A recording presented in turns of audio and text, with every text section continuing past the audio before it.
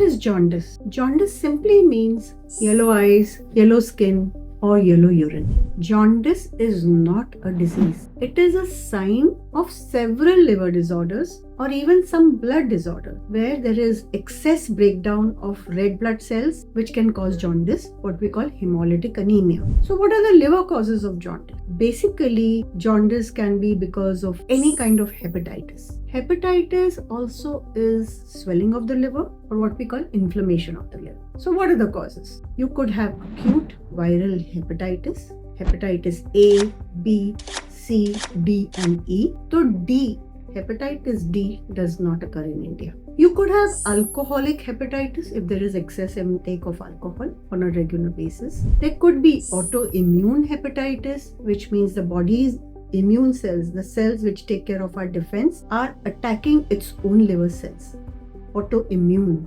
There could be other causes of jaundice, like genetic causes, or if you have a newborn child who's born, he could have what we call physiological jaundice, which means it's a normal rise in bilirubin. It is bilirubin which tells you the degree of jaundice. Bilirubin is a test in the liver function test. So if you have a child, a newborn, who has jaundice beyond 2 weeks, that is when we start thinking of pathological or abnormal causes of jaundice. Up to 2 weeks, it could be a physiological or a normal jaundice. Then you know that there is bile which is produced in the liver.